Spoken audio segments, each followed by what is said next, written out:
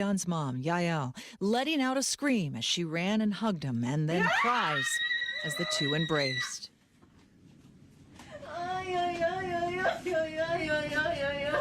Alexander has now been airlifted to a hospital for evaluation. The U.S. brokered the deal. President Trump, on his way to the Middle East, says he sees it as a goodwill gesture in efforts to restart Gaza ceasefire talks with Israel. ABC's Ian Pannell has more. Just to be clear, he is the last living American hostage. There are other American hostages who we sadly believe may have lost their lives during the fighting or during their captivity, but we're waiting for details on that. The president will not meet with Israeli officials on this trip. The recent radar outages at Newark Liberty International Transportation Secretary Sean Duffy says are all part of a wider air traffic control issue of aging and outdated equipment. Quick repairs being tested now, but it will take longer to fully implement. In the meantime, Sam Sweeney says plans are to reduce the number of flights. Just to be clear, the fewer planes you have, it helps space things out. It gives a little breathing room, if you will, to these air traffic controllers who, are short-staffed and doing the best that they can. There's runway construction happening at Newark. And if you have just one or two runways, you can only allow a certain number of planes in. It's just physics. Pope Leo met with members of the global media today at the Vatican, saying he supports freedom of the press and spoke out about journalists who've been arrested or killed. You're listening to ABC News. It's me, your liver. The organ that helps you recover every weekend after pizza, donuts, and all those drinks. When you have a headache, you take an aspirin. You have a stomachache, you pop an acid. But where's the love for your best buddy, the liver? The least that you could do to help me stay healthy is take Active Liver from New Nordic. Active Liver tablets contain high-quality, all-natural ingredients like milk thistle, globe artichoke, and turmeric extracts, which are proven to keep me healthy and you feeling your best. Active Liver provides an easy daily detox and helps protect me all year long. So let me make you an offer you can't refuse. You take care of me with Active Liver, and I keep taking care of you. Capiche? See for yourself why Active Liver is Scandinavia's #1 liver health supplement. You can find Active Liver at CVS and online at Amazon or directly from NewNordicUSA.com. Again, find it in stores at CVS or online at Amazon or NewNordicUSA.com. In Washington Township, New Jersey, officials have launched a criminal investigation into a house fire and explosion. Authorities say the bodies of a man and a woman were found inside. That blast occurred early Sunday and rattled the area, and neighbors, including Jimmy Gibson, who says he heard a really loud boom and he knew that something was wrong immediately. In New York City, opening statements and witness testimony began today in the sex trafficking trial of music mogul Sean Diddy Combs. It comes months after his arrest. Attorney Ariva Martin on what we heard in court this morning on opening arguments. I knew the prosecution would come out swinging to try to make their case that this is a racketeering case, that this involves violence, it involves coercion, it involves transporting people across state lines for sexual intercourse and for this kind of conduct that's been described in these freak-offs. And we also knew that the defense would push back. Their claim is that this is all consensual sex involving adults. Combs has pled not guilty to charges. In London, a judge sentenced 6 Bulgarians to serve up to 11 years in the conviction of a Russian-led spy operation that targeted opponents, reporters, and diplomats. The individuals used Hollywood names like Jackie Chan and Mad Max. One operation that failed, targeting the journalist who revealed Moscow's Novichok poisoning of a former Russian spy in England. Michelle Franzen, ABC.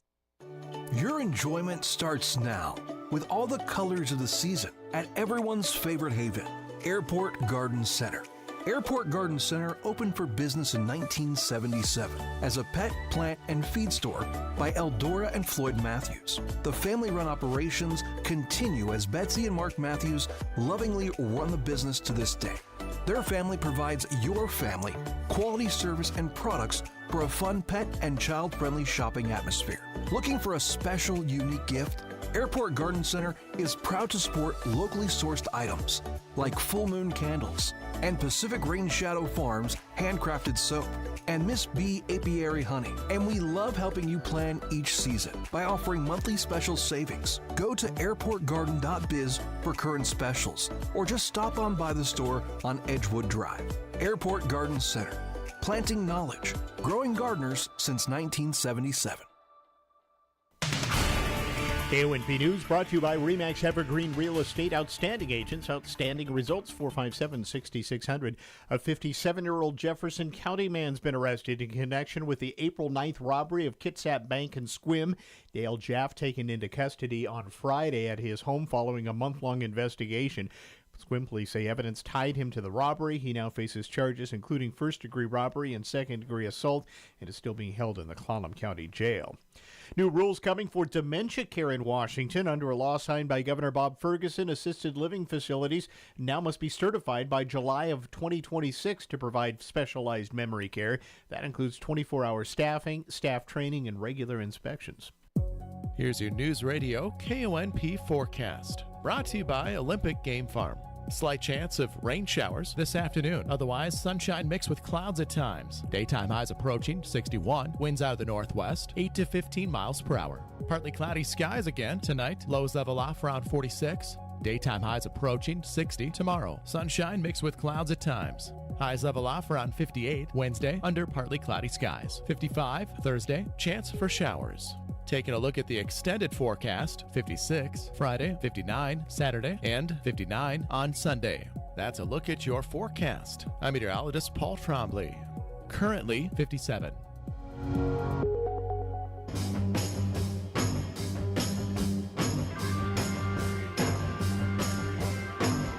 It's the Todd Ortloff Show on News Radio KONP. Now, here's Todd. All right, welcome once again to the program. I'm going to spend the first part of the show today with my good friend Jonathan Pasternak. He is the artistic director and the conductor at the Port Angeles Symphony, and it's kind of down to the last thing for the season this weekend. Jonathan, good to see you. Good to see you too, Todd. Thanks. Great to have you back in again.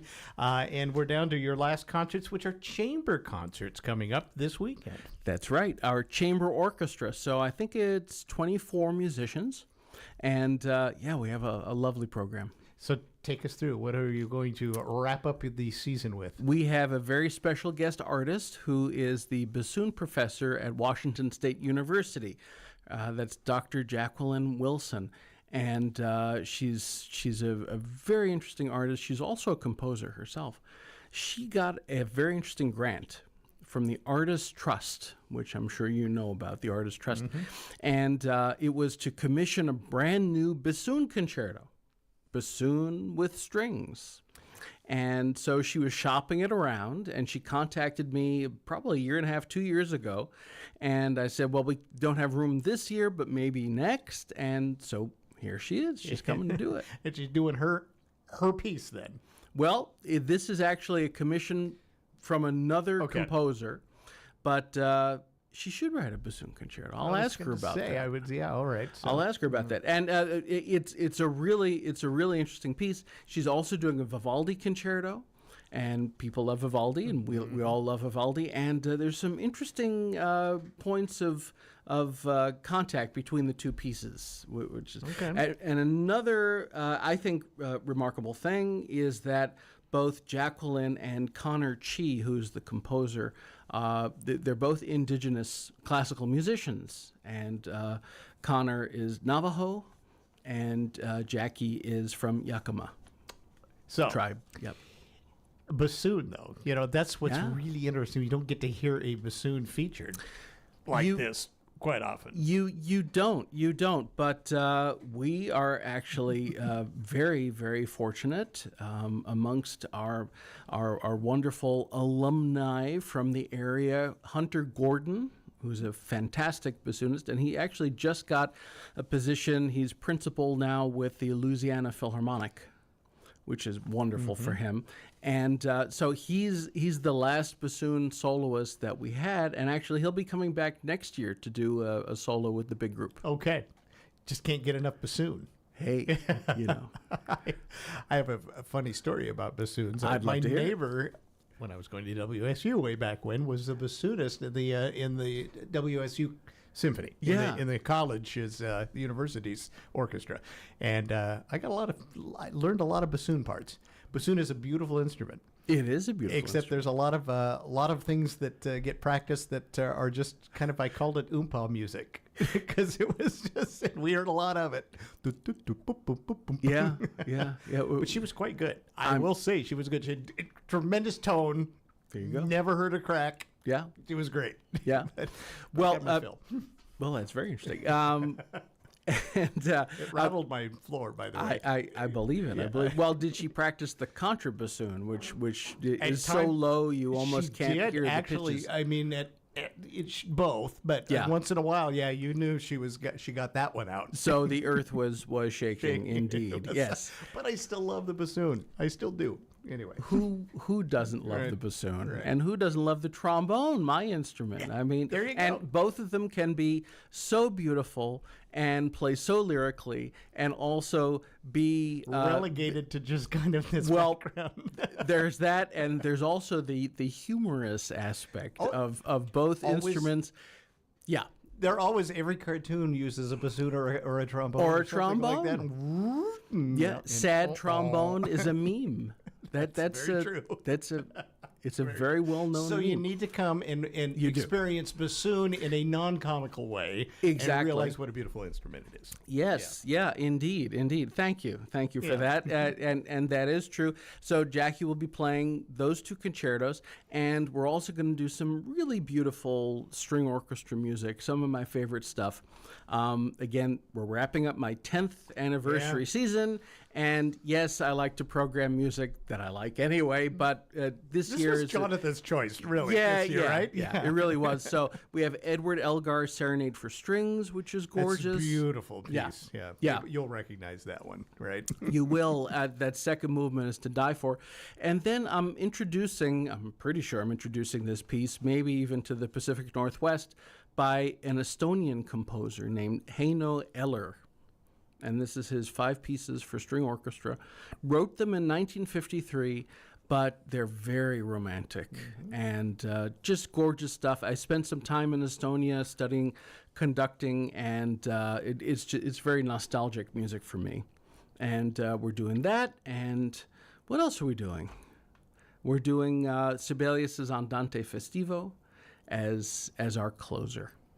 So you're wrapping your season with that. We are. And for those who are paying attention, our very first concert back from COVID, we started with the Sibelius Andante Festival. Oh, okay. Yeah, So you're little- kind of little thematics there in a way. A little bookending here. Yeah.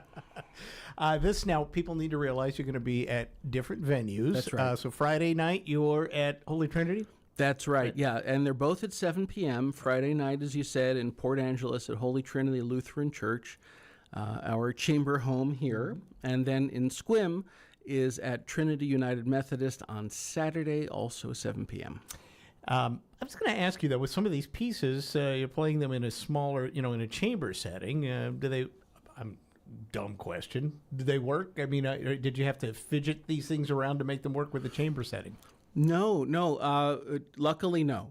Okay. Although the Eller and the Elgar and the Sibelius all sound great with a big string I know. section. I've heard them in the big Yeah. symphony before. Yeah. But they work fine in the more intimate setting, and it's really a lovely program. I think it really people will enjoy this music. The chamber setting is great because you are literally right there. You're immersed in the music. Those venues have terrific acoustics as well, and so it's kind of a whole different experience by design. Yeah.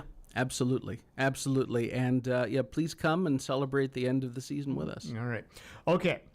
Tickets still available. Yep. Get them now. Yes. Port Book and News also through the Symphony office. That's right. You could go online, portangelossymphony.org, or at the door. Okay.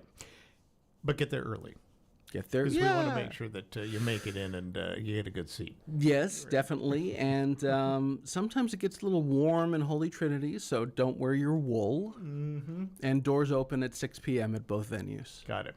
All right. I can't let you go without talking about next year, though. I mean, this was the Jonathan Pasternak celebration of 10 years. Right. So what's 11th year going to look like? Well, that's going to be the Jonathan Pasternak celebration of 11 years. I of love course, it. Of course right? it is. Of course. Well, some really exciting stuff, Todd. We have some of our favorite soloists coming back. Francisca Peach, who did just this amazing debut here this last November. We've asked her back to be in our first concert, which is our family concert.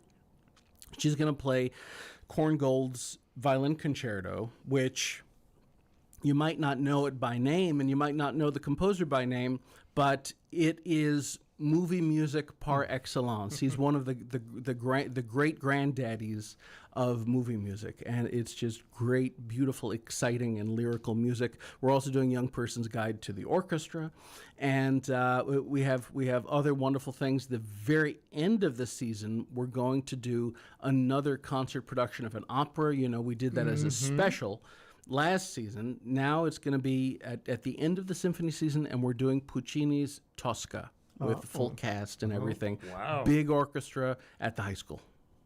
That's ambitious. Yeah. But you love to be ambitious. We love it. Yeah, absolutely. Yes. It wouldn't be the same without It you would being not ambitious. be the same. All right, but do come to the Chamber concerts to wrap up the season this weekend in PA and in Sequim. Holy Trinity Friday night, 7 o'clock, 7 o'clock Saturday night at Trinity United Methodist down in Sequim. Doors open at 6. You can get tickets at the door, but get them ahead of time so you can make sure you get in. You had a fabulous season, though. I mean, this was a pretty nice 10th year celebration. Thank you. I Yeah, think, right? Yes. I couldn't have asked for more. And again, just the feeling of happiness and contentment with how the orchestra's playing and everything from the community is just wonderful. What a gift. Yeah, you got them tuned in. It's great. I love it. Got to keep them tuned in now. Yeah, that's right. You got to keep them. And I felt honored to be kicking off because I got to narrate the first of the 10th year celebratory season. With that very interesting piece. Was very interesting. Yeah, and you'll be back, Tom, because we loved working with you. I know. It was fun. I did have a good time. So, all right, Jonathan, always good to see you. Same here, Tom. Good luck this weekend, and Thank you. enjoy the off season. But there's never an off season for you because you're off putting things together for the next year. So. Yeah, so also going to have a recording opportunity in Slovakia. Excellent. Tell us about that. Well, with our prima donna, Kristen Vogel, who's now done a bunch of things with us, and who was Mimi for La Boheme and will be Tosca for Tosca. Okay. And she's actually done that with several opera houses just in the recent past. We're going to be doing an aria album, so it's going to be all Italian arias, and I'll also conduct a little Puccini ditty that people don't know, his Opus 1. And that's going to be with the Bratislava Symphony. I've never been there. What an opportunity. It's amazing. The 10th year just keeps on giving for you, doesn't it? I know it. Yeah, I guess maybe it ends August 31, right? That's the end of the 10th year. I think you should say yeah, right. So, well, good. When does that come out for us to hear? Do you know? Probably early 2026 is my guess. Well, we'll tell everybody about it. I'm sure you'll let us know. Yeah, I will. All right. Jonathan, great to have you. Thanks for Tom. stopping by. Jonathan Pasternak, he's the artistic director. He's the conductor for the Port Angeles Symphony Orchestra. Wrapping up the season this weekend with the chamber concert, 2 of them, one in PA, one in Sequim. And go to their website. It's the best thing to do, and you'll get a little preview of what's happening next season, too, there as well. Very soon. We're going to take a break, and we'll be right back. This is the Todd Ortloff Show on Newsradio KONP. I understand that as our world becomes more automated, receiving personalized service from a real person is more meaningful than ever.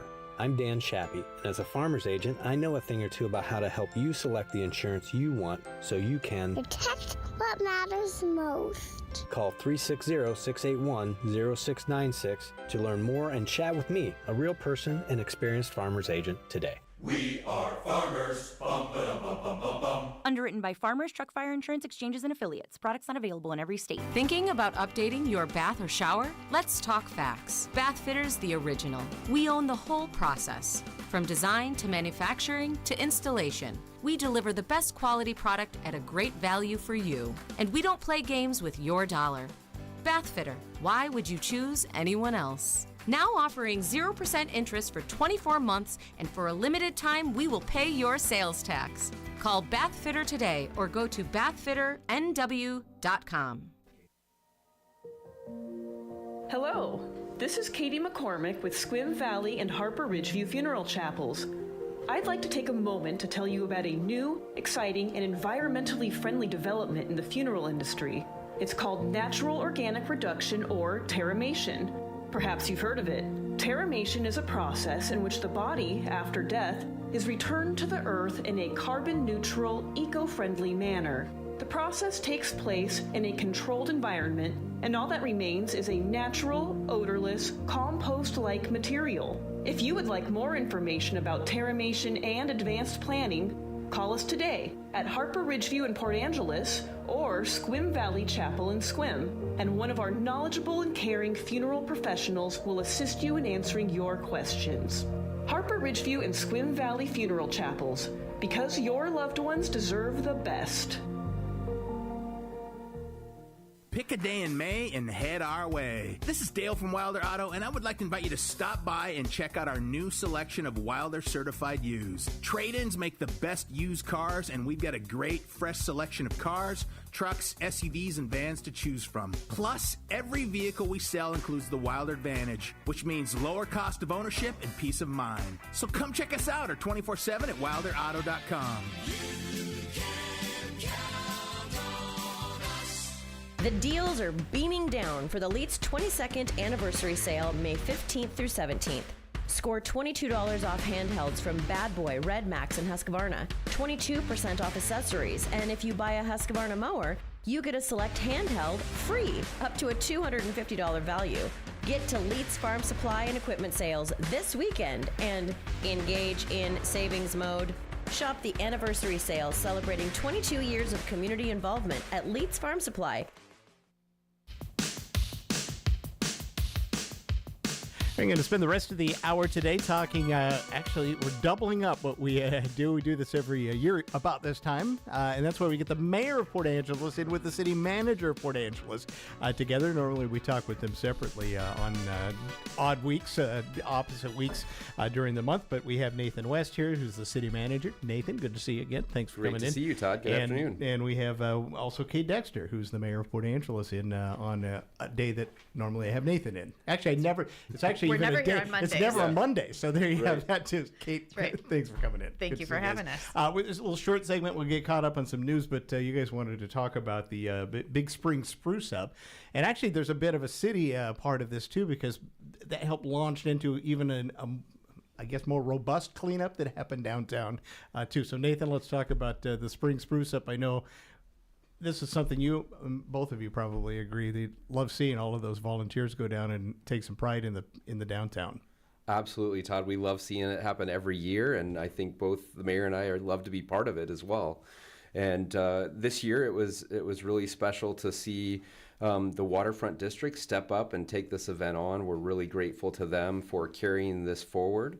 And I think one of the big changes this year is some direct involvement by our Public Works team and our Parks team, in that Spruce Up has continued long after the event, and that in the form of power washing downtown streets. So that work continues, and we continue to see them on First Street doing some additional power washing this week.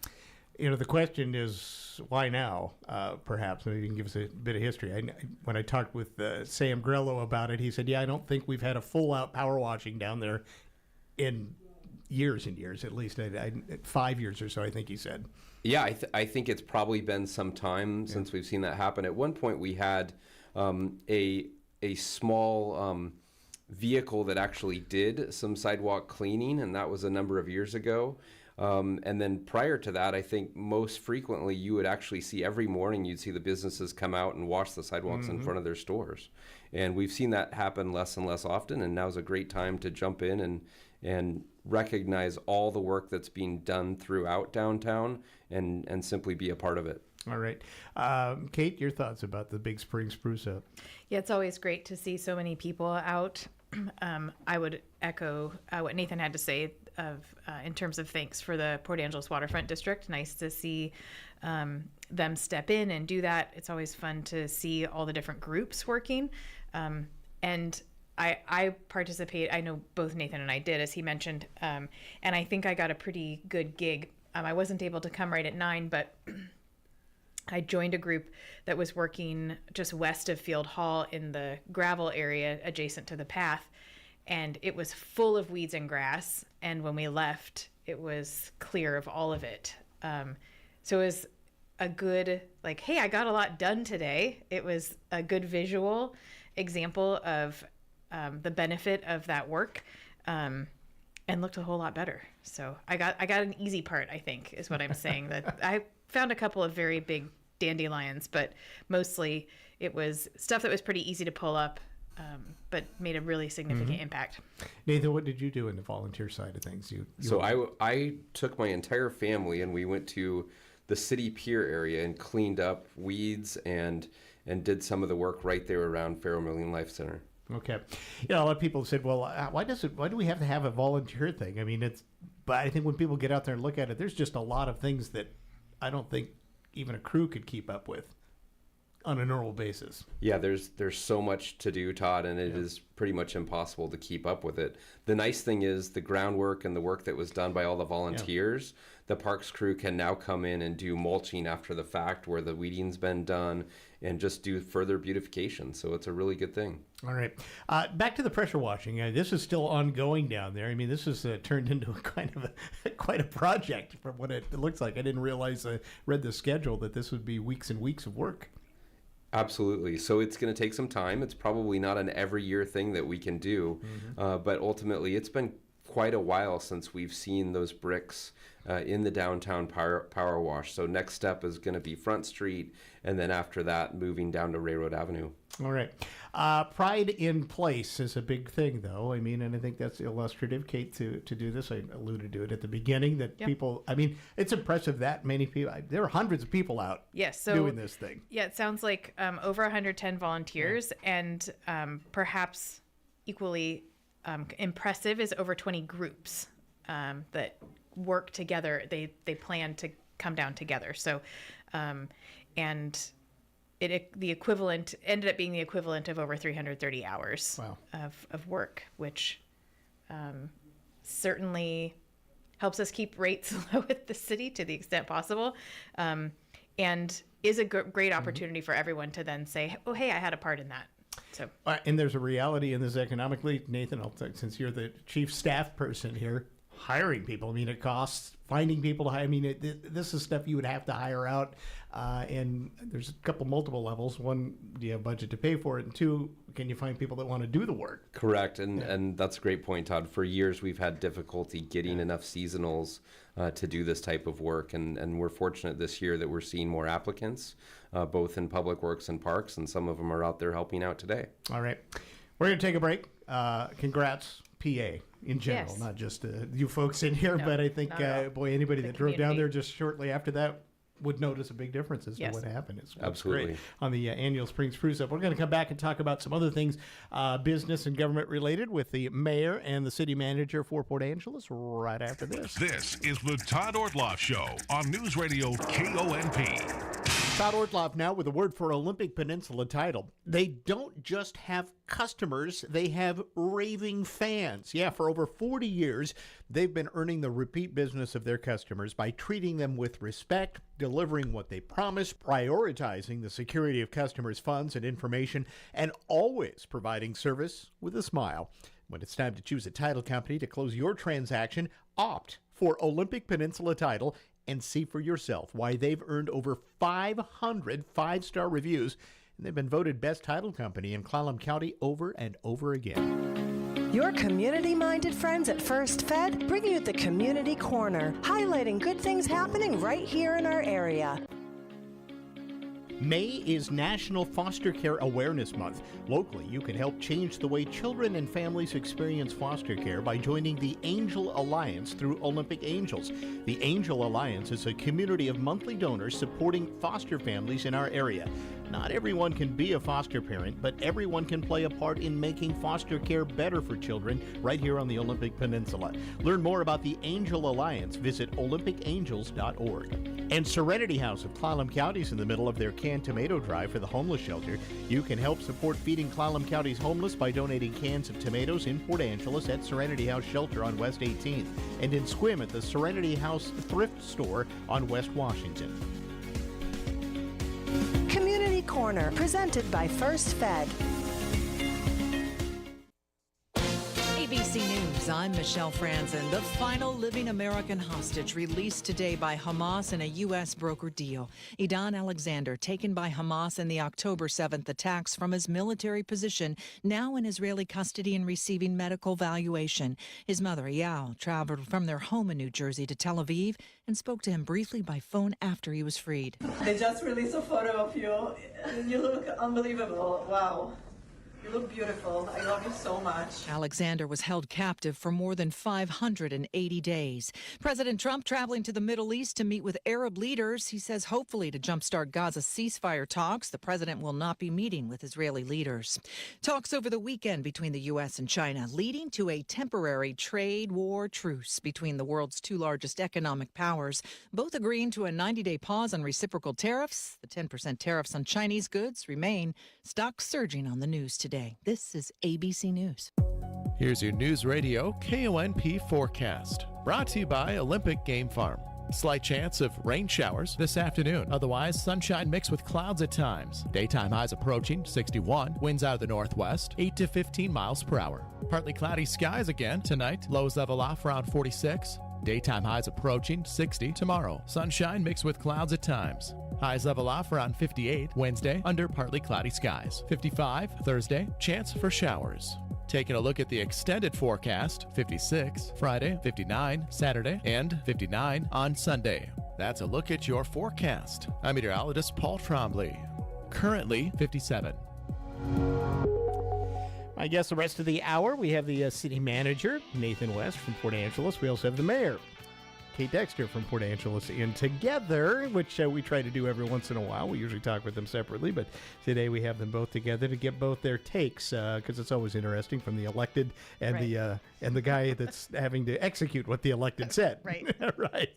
Sorry about that. One of the things we're going to talk about this next bit is something, and I've talked with both of you. This has been a process about committees. And trying to get, we jokingly said after Jonathan Pasternak was in earlier, trying to get all of the committees at the city playing off the same page. Because, quite frankly, you could look at it, and Committee A had all these different rules, and Committee B would have a whole other set of rules. And so there's oftentimes some confusion as to, okay, who's eligible, how long are they on, who gets off, when do they get on, when do they get off as well. So to the extent that the boards and commissions are governed only by the city of Port Angeles, we have made things consistent across the board. We have a couple of committees like lodging tax, which some of the rules are set by RCW, the state law. And so we have been working on filling open positions as we're implementing those rules. One of the things that we changed, which I think we have spoken about, is that in order to be on a permanent board or committee of the city, you need to be a resident of the city of Port Angeles, and that is a change. We've heard some public comment about lodging tax and whether we should keep it that way, but so does that apply to the lodging tax committee? It does. You're able to make that rule, even though there's some RCWs that correct. Okay. Yep. It just the RCW for lodging tax dictates what types of positions and that they have to be balanced and that sort of thing. So if you have two tax collectors, two tax collector positions, you have to have two tax recipient positions. Okay. For example. So we have been approving people. We have 2 current openings. And do you want to talk about the 2 openings, and then I can go back to the student positions? Absolutely. So we have a couple openings right now, and we have just recently announced an opening for tax collector position on lodging tax. This is a re-advertisement that was done following action at the last council meeting, and ultimately we're trying to get someone who actually collects those taxes, which means hotel, bed and breakfast, or short-term rental. Okay. And in the city of Port Angeles. Correct. And they must live within the city of Port Angeles. Which is part of the new... So this is a... Now, did somebody... resign? I mean, how did the position come, or is this a moving around of things because of these changes? So all of our positions are staggered so that not everyone expires at once. And so the implementation of the new board and commission code that was adopted last year is now coming into play. That really didn't change the terms much, but we did have a number of expirations, and the process for advertising and getting that individual on board is a little bit different than it used to be in the past. And we now have an ad hoc committee of 3 appointed council members, including an additional committee member that is seated an unexpired term on the committee, as well as a staff member on that selection panel. So basically there's a selection ad hoc committee that then makes a recommendation to city council on those individuals, and they can choose to simply review applications, or they can choose to bring people in for interviews. Okay, but it's sounding to me like you need some folks to apply. We do. So we have a tax collector position open on the lodging tax committee. We're also looking to fill position number 3 on the public safety advisory board. Okay. Some of the changes in these, you mentioned about terms and staggering things on lodging tax committee, and is this going to change then, who goes on and goes off now? Because is every committee going to be a 4-year term, for example? That may not be the exact length, but for the most part, on all committees? Lodging tax is an exception. Yeah. But for most committees, you do have a 4-year term. Okay, because that wasn't the case. I mean, there were some even under city control that had some different term lengths, if I recall. That's right. There was a lot of inconsistency, and the way code worked was almost pretty unique for each of the individual committees. And I think we've brought that back to a place where it's much cleaner. It's a lot easier for staff to implement. Kate, the importance of these committees. I mean, the lodging tax committee, obviously, that gets a lot of attention because it's the spending of hotel motel tax dollars and all of that, and the recommendations that ultimately the council has to approve. But some of these other committees, a lot of the lift that happens for the city council actually comes out of these committees, right? I mean, they're important. Maybe they don't get the glory that they probably should. Right. They probably don't get the glory that they should. But we definitely appreciate the work that our boards and commissions do. Some boards and commissions, like a utility advisory committee is one, and I sit on that. We have 3 council members on that board. So it's also slightly unique because with the other boards, we made the decision as we were going through this process to not have, there was some discussion about whether we would have a council member on. Yeah. And we heard from current board and commission members and previous that they felt that having someone on the committee, for most of them, people would just defer to the council member, for example. But they do review things, particularly planning commission, as they've had a lot of work recently in the last few years from us as we've been doing all the housing work. A lot of things started with a lot of the workshopping, for lack of a better term right now, happened in planning commission. They make a recommendation to council, and then we can consider that. An additional thing that we added when we updated this code is student positions. Yeah. And we did have student positions on Public Safety Advisory Board and also on Parks, Rec, and Beautification. But we have expanded this to have positions on all of our boards and commissions to the extent that students can participate. Some meet during the day, and we recognize that will be challenging, but the opportunity is for youth ages 14 to 18, and those positions used to be a partnership with Port Angeles High School, and now it is, if you are between the ages of 14 and 18 and live in the city of Port Angeles, you can apply. So we broadened that to allow homeschool kids or kids who, I guess Seaview kids are technically school district. Yes, right. But we didn't want to restrict it just to high school students, so or just to Port Angeles high school students. So the reasoning for that, because what are the thoughts behind that? The parks one makes some sense. A lot of youth use the parks, obviously, and perhaps public safety because of interaction with law enforcement, that sort of thing. But thoughts about opening this up to all committees? Sure. I think one that comes to mind. First of all, I think young people often still are able to think outside the box in a way that even creative adults don't, and so having a youth position to just present a different idea.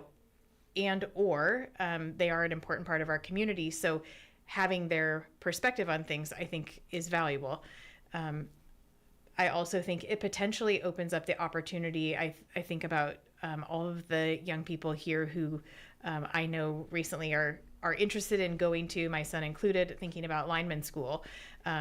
Well, if you're thinking about a job and building a resume, maybe some time on the utility advisory committee would be a benefit, and you get to see in a different way how the work that you would be doing is managed from the city perspective. And so I think it just opens up some opportunities for students to learn more. I'm excited about the perspective that they'll bring to the boards and commissions, and recognize that it is potentially going to be a challenge to recruit. So that was my next question. Back to needing to fill spots, Nathan. How do you recruit for this? And do they have full voting power as a member of these committees? They do have full voting power. And previously, though, we've had youth representatives who did not, and so this is a new and I think an improved approach.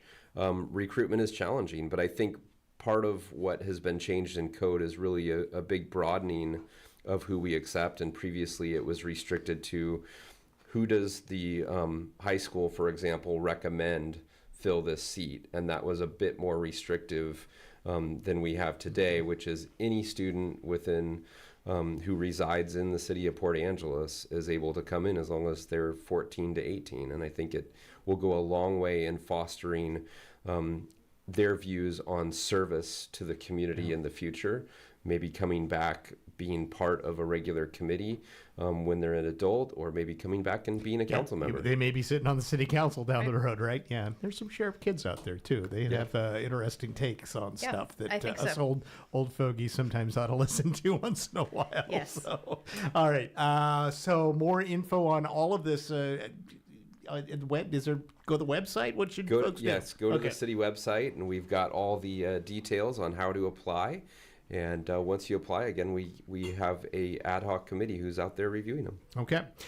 You guys just got an interesting award. We did a little news coverage on it a couple of weeks ago, the Housing Solutions for All Award. Tell us a bit about that. Yes, so this is an award we received from the Planning Association of Washington, as well as the Washington American Planning Association. And they do an annual awards event at the Washington State Conference. And this year we got the Implementation Award, and that's a really big deal to see that award come forward. And I think well-deserved when you look at the many strong decisions that City Council has made relative to the city work on housing solutions for all, including the incentives, everything from the sales and use tax approach towards housing to the housing property tax exemption to the permit-ready plan sets and the fee waivers.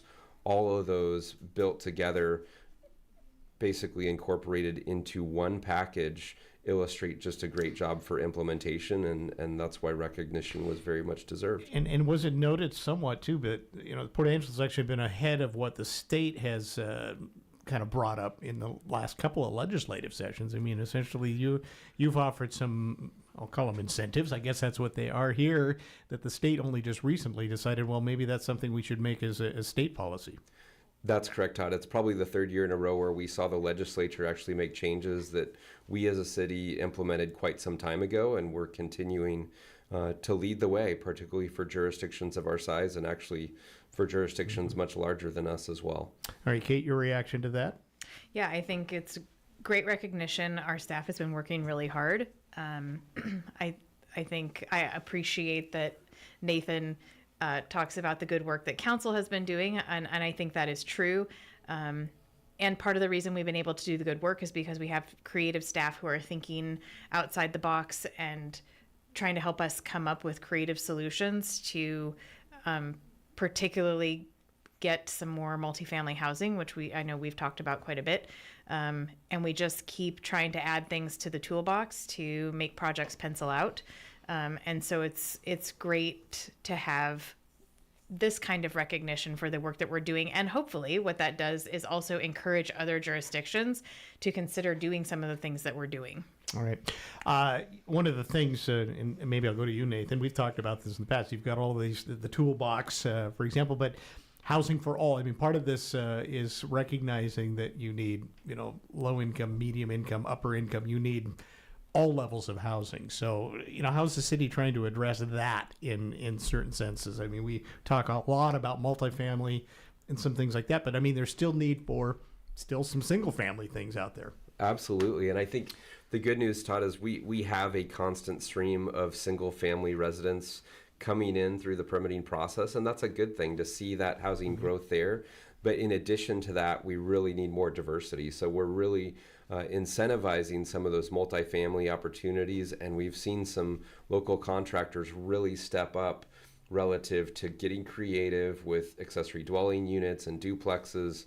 In fact, one of them was in a video that was part of the award presentation, and that's Steve Luxton.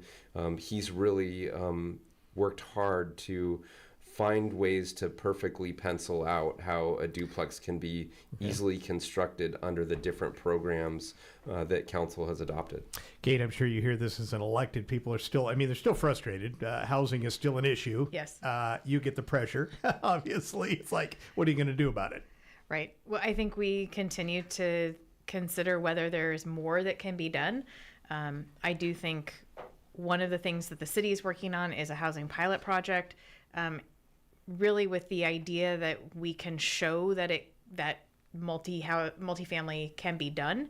I think, I'm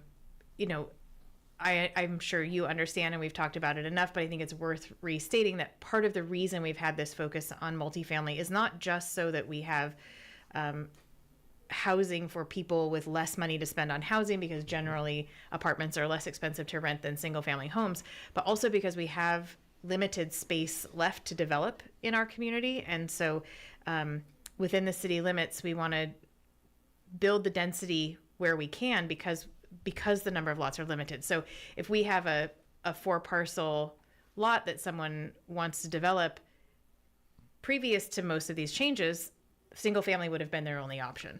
And now we have a variety of options for them to choose from that would likely result, or at least make it possible for it to result in more than one unit, and probably 3, 4, or more. And so I think just given that we know people are going to continue to move here, we have a lot of people working in service industry jobs that don't have a lot of money. We have the Coast Guard coming in coming in and out on a regular basis. Getting those multifamily projects built is going to be really beneficial, and using the land that we still have wisely is really what I think this policy helps us do. And we're seeing the permits come in, so that's really exciting. Okay.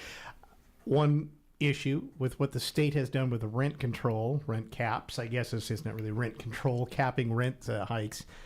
There's a lot of folks that speculate people are going to get out of the rental market. Does that concern you at all? And what that might have Sure. as an acute symptom here in a place like Port Angeles. Right.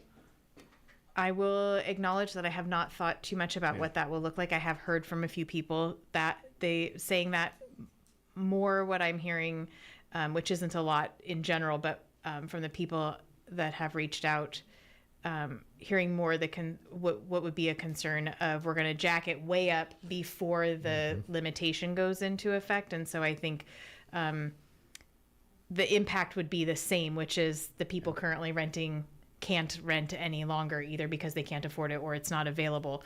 And so I think there are some concerns about what that means in the short term.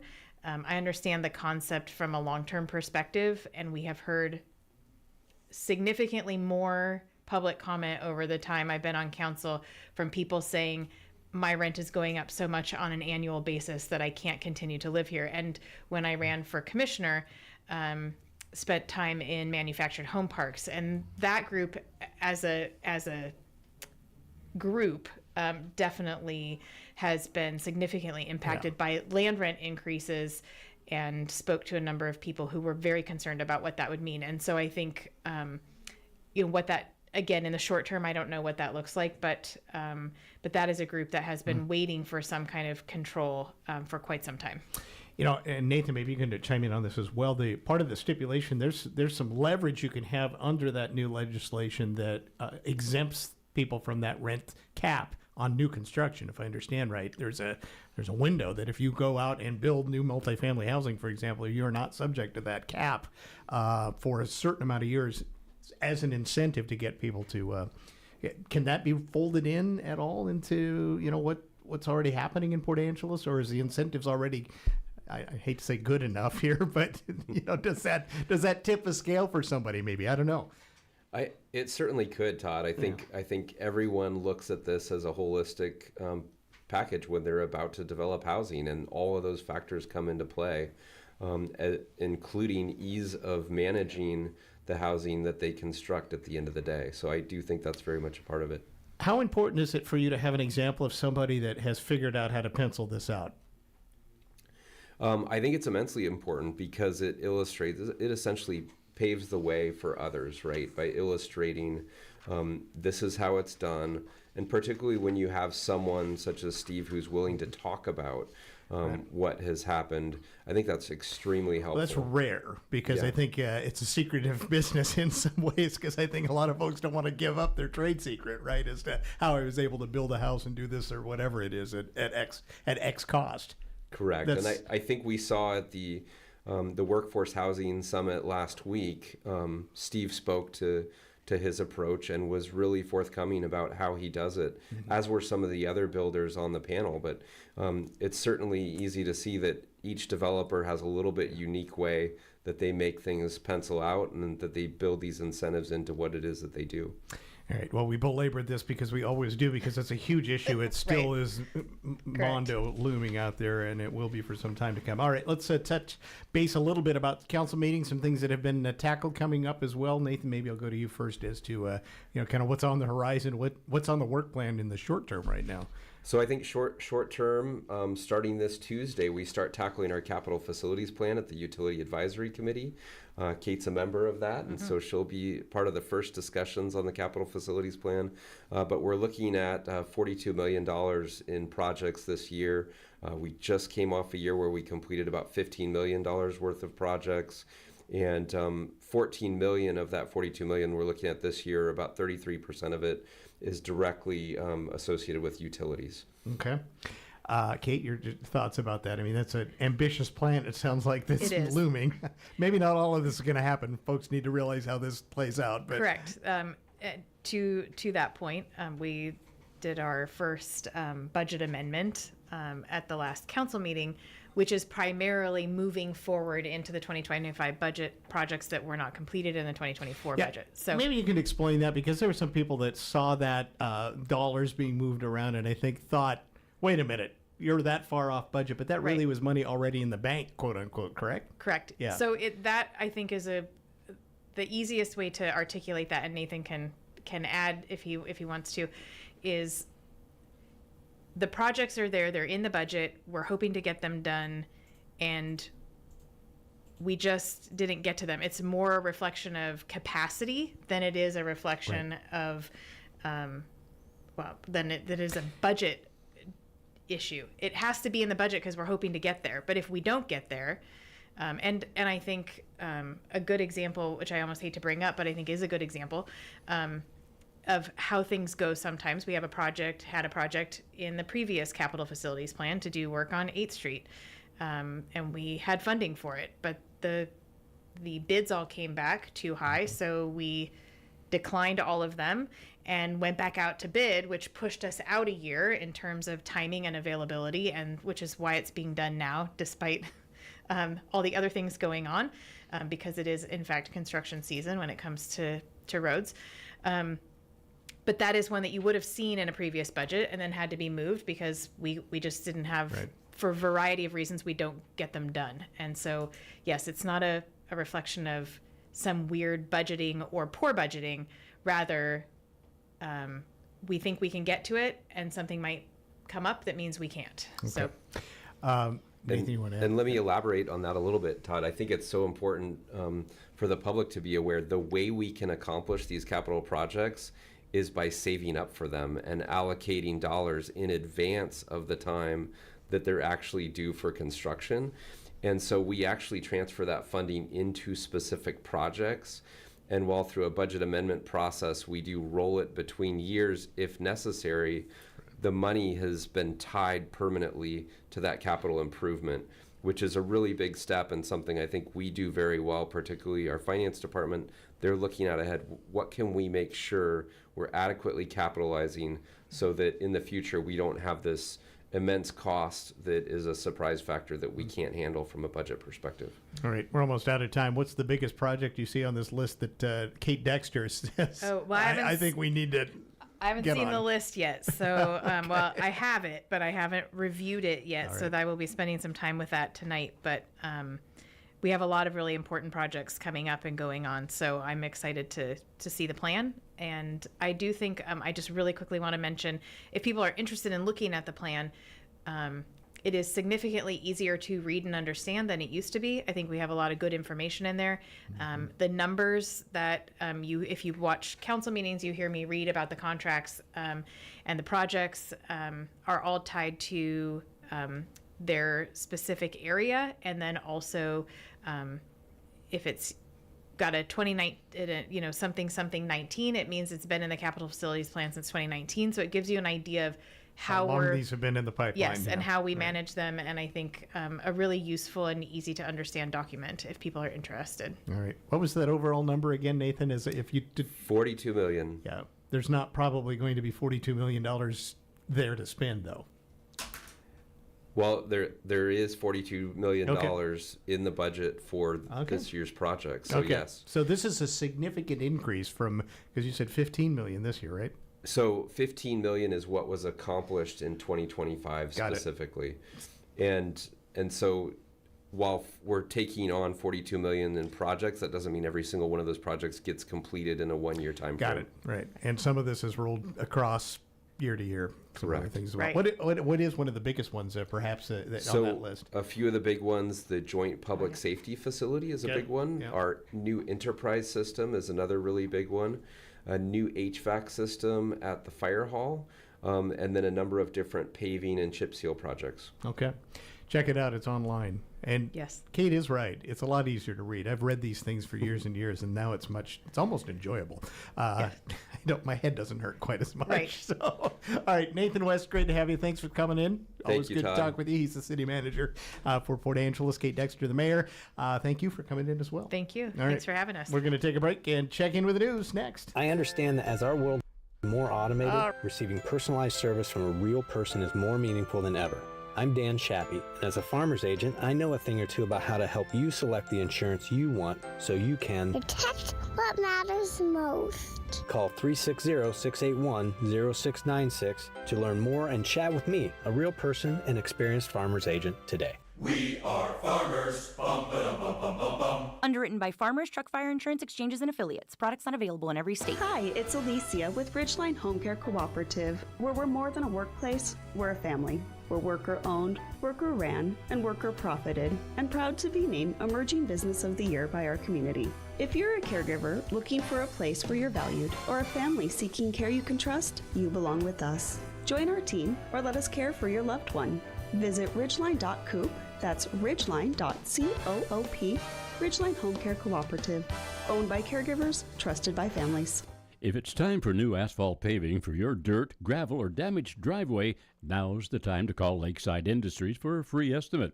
They've been serving this community since 1982 with city, county, and highway projects, of course. But did you know that they do residential and commercial grading, paving, and stormwater too? Well, they're scheduling spring and summer jobs right now, and no job is too small. Just call Lakeside Industries 452-7803 or lakesideindustries.com. The dirt's flying and the prices are falling. Come celebrate 22 amazing years with huge savings at Leeds Farm Supply and Equipment sales May 15th through 17th only. Up to $2,200 off Wacker Neuson construction equipment, $220 off dump, tilt, and flatbed trailers, plus free licensing. And our last 20K gooseneck trailer, $2,200 off. On Saturday, have lunch on Leeds. Shop the anniversary sales celebrating 22 years of community involvement at Leeds Farm Supply, May 15th through 17th. Look what we have here. It's the refreshing deliciousness of a Pepsi mini can. It's the perfect complement to any meal. The dash of indulgence your day was dreaming of. The sip that'll have you singing Pepsi. Nope, not again, Steve. Let's take a cue from the Pepsi mini can and pack all that awesomeness you're feeling into a much smaller treat for everyone. Deal? So, big awesomeness, smaller size. I think I've got just the thing. Pepsi mini can. Mini can, big taste. Since 1945, News Radio KONP has been your source for news in the community. We are News Radio KONP Port Angeles Square. Davis, anchor of Prime, streaming weeknights on ABC News Live. An emotional reunion at an Israeli military base between Israeli-American Edon Alexander, released by Hamas today, and his mother, Yael.